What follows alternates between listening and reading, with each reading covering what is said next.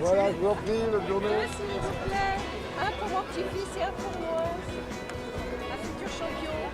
Voilà, Et ici, c'est là. il s'appelle André, il s'appelle comment? Andrea. Il est marqué sur le carte et il est brillant. Je sais. Super, merci beaucoup. Et ici, c'est là. C'est vous? Là. Ah là, vive là. Vive là. Jean-Pierre Pernaut, heureux d'être de retour au Stade de France.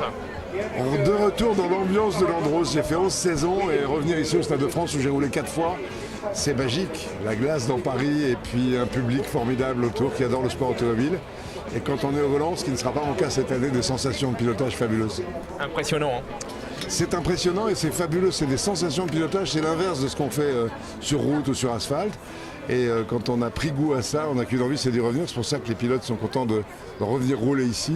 Malheureusement, je ne peux pas cette année, mais c'est magique. Et puis le public qui est là, qui crie, hein, qui scande des noms. On entend, malgré le casque et malgré les 350 chevaux qui rugissent, on entend les rumeurs du public et les pilotes ont bien de la chance de rouler.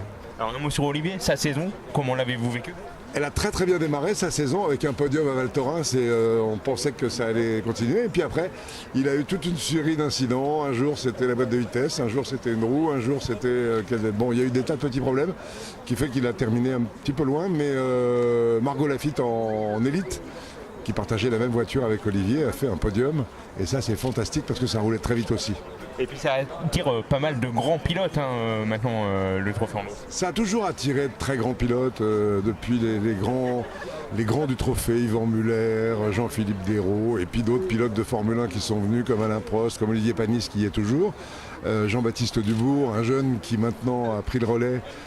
Grand pilote, oui, il y a Panis, il y a eu Prost, j'ai eu la chance de rouler avec Vatanen, avec ces gens-là. C'est quand même extraordinaire de pouvoir de mélanger des amateurs et de grands pros comme eux.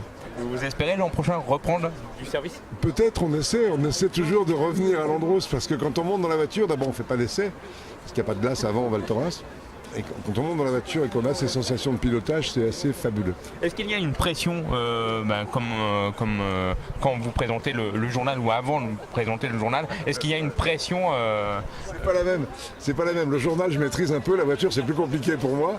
Mais on a essayé de progresser. J'ai fait 9 ans, 11 ans de trophée, dont 9 ans en voiture, les 2 premières en buggy. Et on progresse d'année en année parce qu'on regarde les autres, parce qu'on apprend à piloter. Et on apprend à piloter pendant les courses parce qu'on ne peut pas apprendre ailleurs que sur les circuits ou en cours. Donc ça évolue d'année en année.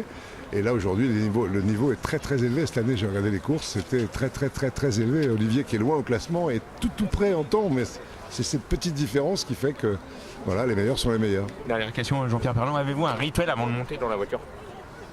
Je vais faire pipi. Merci en tout cas.